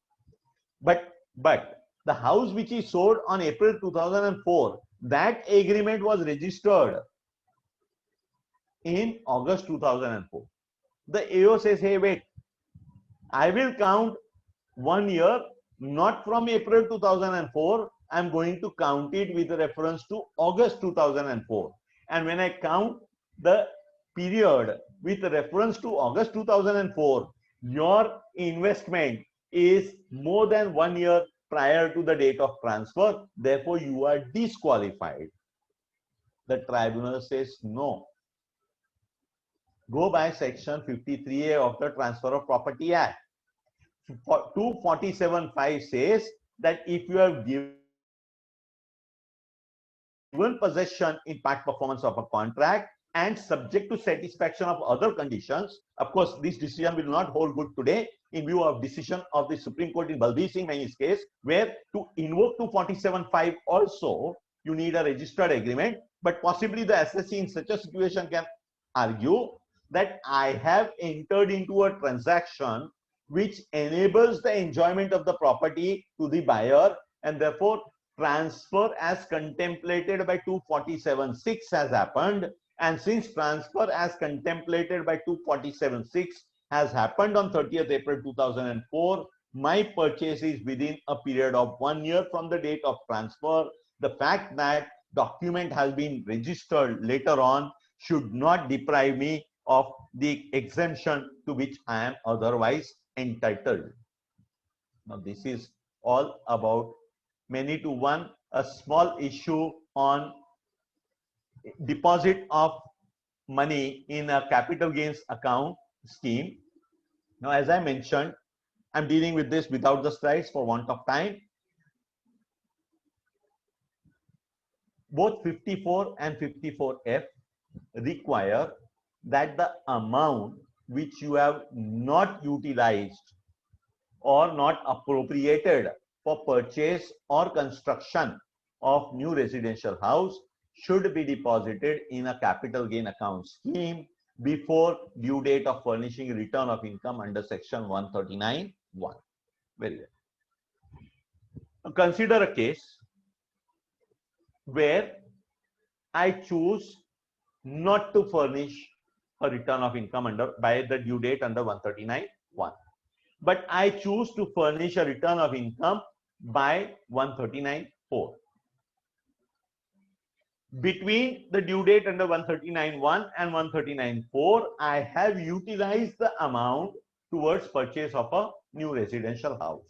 The question which I am raising is, will I be entitled to claim an exemption with reference to the investment made between 139(1) date and 139(4) date Or will the officer tell me that you have, by due date of filing return under 139(1), you ought to have deposited the amount in capital gain account scheme. You have not done that, and therefore I am going to deny deduction to you. This is one situation. The other situation is, rightly or wrongly, I do not deposit the money in capital gain account scheme at all, but I utilize the amount for purchase or construction of a new residential house even after 139(4) date. I have not filed a return of income, let's say, but I go and I purchase another residential house within a period of 2 years from the date of transfer of original asset. Will the exemption be denied on the ground that you have not deposited the amount in capital gain account scheme? Therefore, the point which I am trying to make is whether deposit in capital gain account scheme is a mandatory requirement, or is it a mere technical or a technical requirement rather. You do have decisions of Punjab and Haryana High Court in Jagruti Agrawal's case saying that where an SSC has not deposited the amount in capital gain account scheme by due date mentioned in 139(1), but before filing his return under 139(4), he has utilized the amount for purchase of residential house to the extent amount has been utilized by date of filing return under 139(4), he will qualify for exemption under 54 or 54F, whatever you want. But in Bombay, you have a decision of Bombay High Court in Humayun Suleiman's case, where Bombay High Court says that deposit, non-deposit of an amount in capital gain account scheme by due date of furnishing return under 139(1) will be fatal to the claim of exemption under 54 or 54F. Therefore, one will have to be very, very careful about this. Many a times cases do arise where amount is deposited in a bank account, that amount is not utilized, it lies there as a fixed deposit, but that fixed deposit is not under capital gain account scheme. This decision of the Bombay High Court could be a major hurdle to those who are covered by the jurisdiction of Bombay High Court. There are other high courts who have taken a contrary view. However, it appears to me that the better view appears to be that by due date of furnishing return of income under 139(1), the amount to the extent not utilized should go and sit in a capital gain account scheme, and from thereafter you should use. Another small question could arise that if by due date under 139(1), I have already purchased one house, I still have money left with me out of unutilized capital gain, can I go and deposit in capital gain account and still claim exemption for both the cost of purchase of house as also the amount deposited in capital gain account scheme? The answer is yes, you can do that. Then out of the capital gain account scheme money which I have now put in, I am not going to use it for purchase of house because house I have already purchased. So what will happen? After 3 years from the date of transfer of the original asset, that amount lying in capital gain account scheme will be then taxed as long-term capital gain of the previous year, in which the period of 3 years from the date of transfer of original asset expires. So basically that can work as a method of postponing the capital gains tax liability if I am willing to block the funds in capital gains account scheme. I think I have exceeded the time allotted to me, or rather I have just at the time allotted to me. I would stop here and take the question answers to the extent organizers feel fit, considering the time available. Thank you, Jagdish bhai. Very well covered. It's not well covered. I mean, it's not Of even course, half covered, but I mean, this is the best I could have done. but Unless you yeah, we have time constraint. yeah, So yes, there are some questions. yeah, So should I just read it out the questions and you yeah. will be Please, answering? please, Yeah. please, yes. Yeah. There's a question from Mr. Sunil Junjunwala. Can Section 50C apply to slum sale transactions covered under Section 50B of the Act? No, I would feel no. Yes. Because slum sale is the sale of an undertaking, not sale of land or building or both. Yes. And in a slum sale, you do not have identified consideration. Yes. Yeah. For claiming Section 54F, if I want to claim exemption of 54F in a case of some shares and not claim in respect of other shares, is it possible? Yes, it is possible. Yeah. Okay. Whether gain from cancellation of booking for a period of 3 years entitled to exemption under Section 54? Not under 54, 54F, because it is not transfer of a residential house. It is a transfer of a booking right or a right to get a house, not a transfer of a house. Yeah. Okay. Where the income of that, anyway, you don't offer under the head income from house property. Yes. A purchased or a flat booked in financial year 10-11 for total consideration of 3 crores, Yes. an allotment letter was issued. Yes. Payments made between 10-11 to 14-15. Yes. Whether indexation benefit is from AY 10-11 for total consideration of 3 crores or on the basis of year of payment of consideration. Literally speaking, it is from the date on the entire amount of cost of the house from the date of first allotment. That's a literal interpretation, but you do have tribunal decisions saying that they should go with reference to the date of payment. I would prefer to take it with reference to the date of allotment for the entire cost. The last one, if a new house was purchased in December 2019 with an idea to invest sale proceeds of existing house, what happens capital gains if the old house could not be sold despite best efforts due to current situation within 12 months and sold in the month of March 21? What can happen in that case? To the extent you were in the lockdown, if your 1 year period was in the lockdown period, you will get an extension to the extent of 15 days after the lockdown is unlocked, going by the decision of the Supreme Court. But beyond that, no.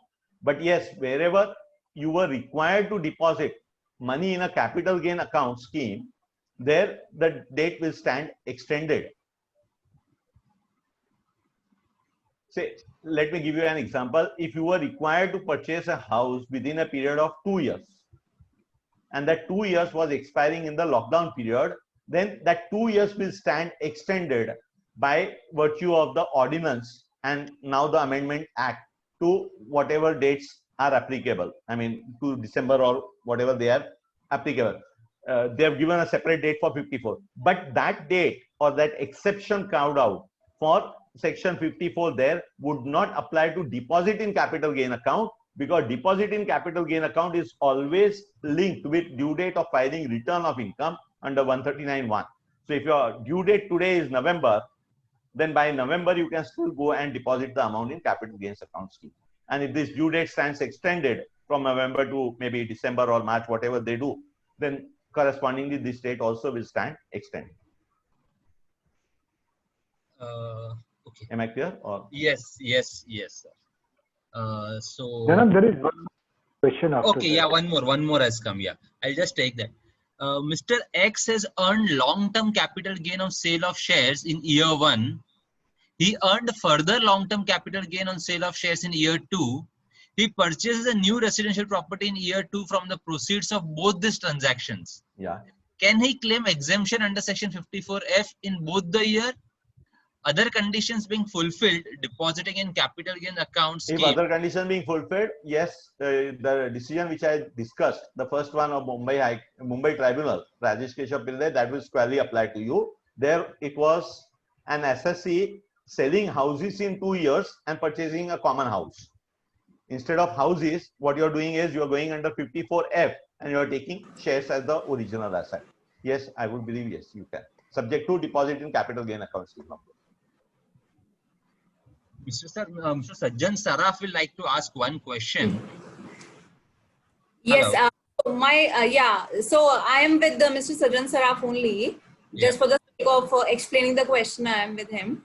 Yeah. So the facts of the case is that the old property is sold on 20th September 2020, that is just 20 days back, okay, and the new property was purchased on 21st March 2019. So the idea is to take the exemption towards purchased property, which is 1 year before the It is sold. more than 1 year before. Yeah. So now what we are targeting is that because of the ordinance that came recently, where it has been told that under section 54, all the due dates which are falling, and in case any action is pending to be done between 20th March 2020 to 31st March or whatever 31st July 2020, that got extended to 29th September 2020. So would that mean that I wanted to got fallen under that 1 year clause, and therefore I needed to actually sell the property by 20th March 2020 or 21st March 2020, but because of this ordinance, because the extension of due date is given, whereby any action is pending under section 54, and therefore because my date was falling in between these dates, so can I take basically a benefit of doubt, or I can say the beneficial provision here, that because all the actions which were falling within those due dates, which was 20th March 2020 onwards, because of this ordinance due to the COVID, can I say because I could not sell the property and this ordinance also provided me the exemption of extension of the due dates, therefore I can sell the property by 29 September. Going by the letter of law, to me, it appears difficult to take this contention. You may cite difficulty, a genuine hardship because of the lockdown, and somebody may give you is a different question. But otherwise, when I say due date or action, I mean due date or action as contemplated by law. The law fixes a due date, the law fixes a timeline for an action. Now you are saying that when I purchased the house earlier, I anticipated that I am definitely going to sell the house. Now that is something which was there in your mind. That is something which is not there on record. I do not know how you will say that my intention always was that I am going to buy. I'm going to meet the cost of this house by, or rather replenish Selling the finances by selling my existing house. How are you going to bring on record that? To me, it appears to be a litigation prone case. I mean, certainly not before the tribunal. I mean, the matter will travel up to the tribunal level. Yes. So, because see, why I am saying that this contention can be taken, because when the ordinance provided the extension of due date for 54. I agree. There is some doubt here, but I do not know whether when you say action for every purchase of house which has happened in last 1 year, does everybody get an extension? Yeah, so because the word is any action, and that's why. So if you are suggesting that, and if you take another example of somebody selling a house now, then will he get an extension of 2 years? See, I would believe that where you have put money in a capital gain account already, in the past you have sold a house, money is sitting in capital gain account, and your time period of 2 years was expiring in this period. There was an intention that here I am depositing the money, within a period of 2 years I will purchase, or within a period of 3 years I will construct. Now, if that 2 year or 3 years comes in this lockdown period or in the period mentioned in the ordinance, that is the action which I suppose is contemplated by the ordinance, and the action which you are saying, I mean, one will have to test the waters. Yeah, it's like that because see, because of the situation like that, it's 1 year before clause that we are trying to achieve. Correct. Yeah. And plus that whatever that this notification, that extension they talk about it, the ordinance end date in respect to time limit for the completion, compliance, and end date for making. Yes, that I would believe. Your time limit for completion compliance, I already said, if I was to purchase out of the money capital gain account, then definitely. Right, sir. But in my case, the compliance was the selling of that house. Sir, how do you say that? I mean, that is something, I mean, it will highly, I mean, you may try your, I mean, take a chance and try. Thank you. Thank you, sir. Thank you. We'll take one final question from Mr. Praveen Mashru. Mr. Praveen Mashru, you can just ask your question. Hello, Yes. Mr. Mashru. Hello. I think he's not available. So now I'll have a present task of presenting a vote of thanks to Jagdish Punjabi for speaking on the topic of capital gains and enlightening our members, giving us the gain of the benefit of the knowledge that he had. And your presentation will be really beneficial to all the members, as you cited many case laws, which will be, of course, relevant for near future also. So on behalf of Vile Palace Study Circle, I thank you, Jagdish Bhai, for devoting the time and the knowledge with the members of Vile Palace Study Circle. Thank you. Thanks a lot, sir. Okay, members, we end the meeting over here. Thank you. Thank you, Jagdish bhai. Thank you, ma'am.